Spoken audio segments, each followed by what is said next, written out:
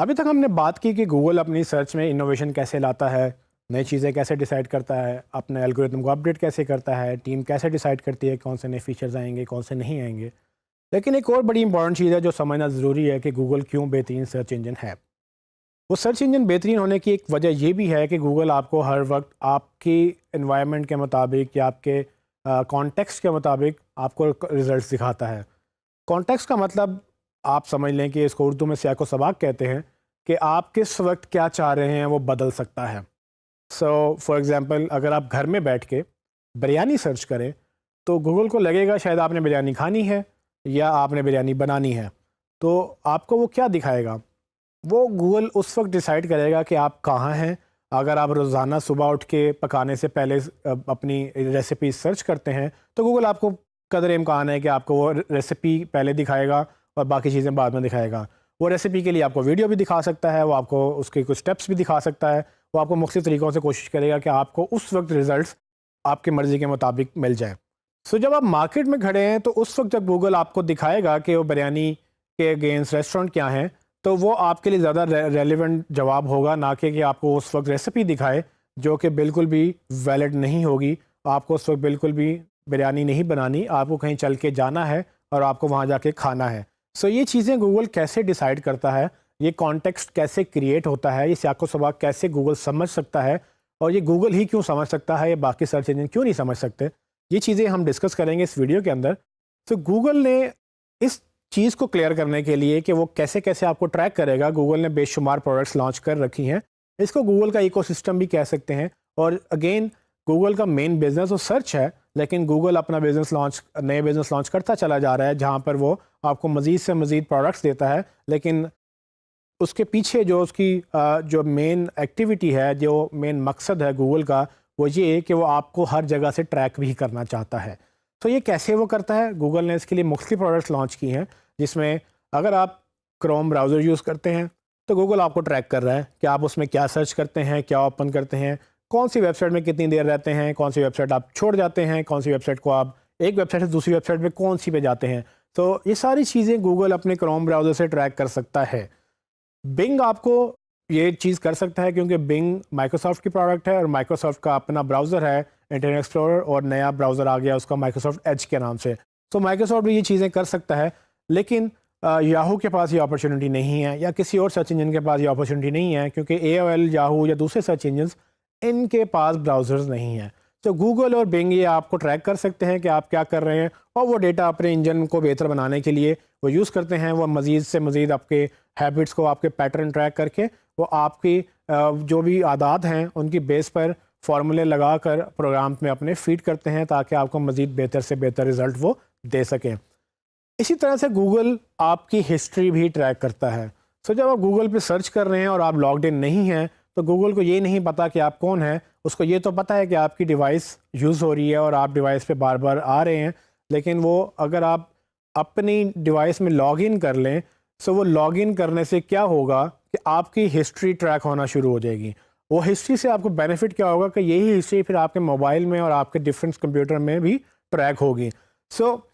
होता ये है कि अगर आप एक जगह सर्च करते हैं तो फिर आप नेक्स्ट दूसरे सिस्टम पे जाएं तो आप मज़ीद वो हिस्ट्री चूँकि आपके साथ चलती है, वो आप वहाँ से भी वो जाके अपनी हिस्ट्री निकाल सकते हैं कि आपने क्या सर्च किया। और गूगल को ये समझ आ जाती है कि ये वही बंदा है जो पहले घर से ये चीज़ सर्च कर रहा था, अब ऑफिस जाके ये चीज़ सर्च कर रहा है, और तो वो उसको कैसे कंटिन्यू करना है और उसको क्या इन्फॉर्मेशन चाहिए और वो कैसे उसको बेहतर बनाएगा। तो ये हिस्ट्री भी गूगल ट्रैक करता है, लेकिन ना ये AOL, ना याहू, ना बिंग के पास ये ऑप्शन मौजूद है कि वो आपकी हिस्ट्री ट्रैक कर सके। शायद बिंग के अंदर ये हो, लेकिन अभी तक उन्होंने इसको प्रॉपर्ली प्रमोट नहीं किया।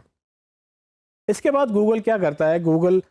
वेबसाइट ऑनर्स को, जो वेबसाइट के मालिकान हैं जो अपनी वेबसाइट लॉन्च करते हैं, उनको गूगल एक फ्री टूल देता है जिसका नाम है गूगल एनालिटिक्स। तो ये गूगल एनालिटिक्स करता क्या है? ये हर वेबसाइट मालिक को ये बताता है कि आपकी वेबसाइट पे कौन आ रहा है, कहाँ से आ रहा है,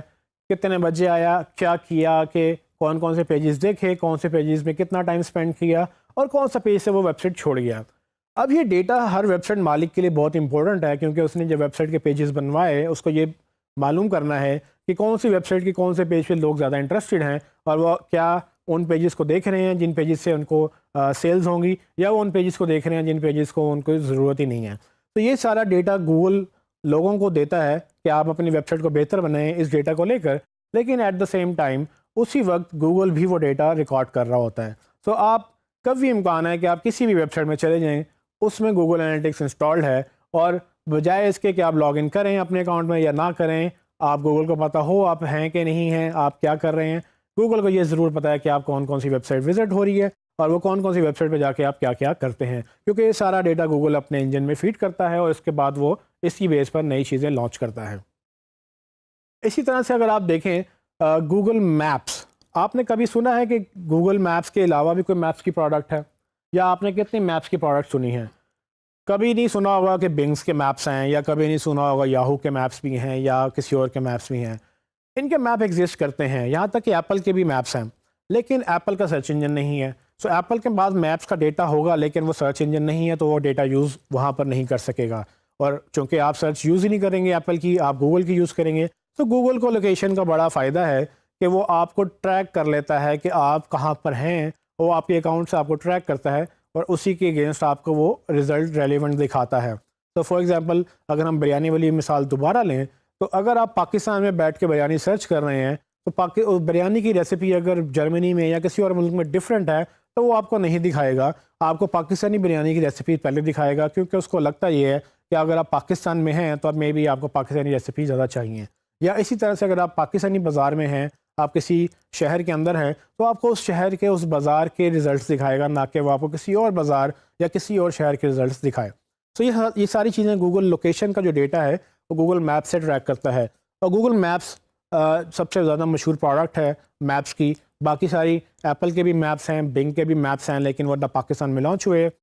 मतलब हर जगह पे लॉन्च नहीं है, और ये है कि वो इस तरह से डेटा ट्रैक भी नहीं करते हैं। सो गूगल इस तरह से आपको मज़ीद डेटा बता सकता है कि आप कहाँ जाते हैं, कहाँ से आते हैं, और अगेन ये डेटा भी आपके वो इंजन में फीड करते हैं और आपको फिर रेलिवेंट रिजल्ट दिखाते हैं। एक आखिरी चीज़ मैं आपको बताता चलूँ कि अगर आपके पास एंड्रॉयड मोबाइल है तो गूगल आपको हर तरीके से ट्रैक कर रहा है, क्योंकि एंड्रॉयड मोबाइल में जो आप ऐप्स लॉन्च करते हैं, जो ऐप्स इंस्टॉल करते हैं, गूगल प्ले स्टोर भी गूगल का है, उसके अंदर भी क्रोम ब्राउज़र है, उसके अंदर भी सर्च इंजन गूगल की एप्लीकेशन है, गूगल के अपने ऐप्स भी हैं सारी गूगल असिस्टेंट के नाम से, और गूगल न्यूज़, सारी चीज़ें गूगल के एंड्रॉयड प्लेटफॉर्म के अंदर गूगल आपको मुसलसल ट्रैक कर रहा है। एंड्रॉयड अब तक का सबसे बड़ा प्लेटफॉर्म बन चुका है, चूँकि ये फ्री है और ये हर मोबाइल अपने डिवाइस के अंदर इंस्टॉल करके वो मोबाइल बेचते हैं। तो जितनी भी मोबाइल कंपनियां मोबाइल बेच रही हैं सिवाय आईफोन के, बाकी सारी कंपनियां एंड्रॉयड, मोस्ट ऑफ द कंपनियां एंड्रॉयड डालकर उसको अपने मोबाइल फ़ोन को बेच रही हैं। तो एंड्रॉयड चूँकि गूगल का है, तो एंड्रॉयड के पास सारी अथॉरिटी है कि वो आपको ट्रैक करे, आपकी हैबिट्स ट्रैक करे, और यहाँ तक कि आपको सुन भी सकते हैं, यहाँ तक कि आपको देख सकते हैं कि आप कहाँ जा रहे हैं, आपको लोकेशन ट्रैक कर सकते हैं GPS के थ्रू। ये सारी चीज़ें गूगल ट्रैक करता है, और इसीलिए गूगल बेहतरीन सर्च इंजन है, क्योंकि गूगल के पास इस कदर डेटा मौजूद है, और सिर्फ एक डायमेंशन से नहीं, सिर्फ गूगल को ये नहीं पता कि आप सर्च में क्या सर्च करते हैं, गूगल को ये भी पता है कि आप घर में क्या सर्च करते हैं, आप ऑफिस में क्या सर्च करते हैं, और आप किस वक्त क्या सर्च करते हैं, रात को आप गाने सुनते हैं, सुबह आप अपने काम के लिए सर्च करते हैं। ये सारा का सारा डेटा गूगल अपने इंजन में फीड करता है, और यही एक बड़ी वजह है गूगल की कि वो अपने एल्गोरिदम बेहतर करने के साथ साथ वो आपके पैटर्न भी ट्रैक करता है, और उसको लगता ये है कि अगर 10 लोग एक काम कर रहे हैं तो मे बी उसको एज अ फीचर लॉन्च कर देना चाहिए, और जैसे ही वो फीचर लॉन्च करता है लोगों को पसंद आ जाता है, और उसकी वजह यही है कि लोग पहले से ही उस प्रॉब्लम में थे और उस प्रॉब्लम का सलूशन गूगल ने उनको दिया। तो यही वजह है कि गूगल अब तक का बेहतरीन सर्च इंजन है।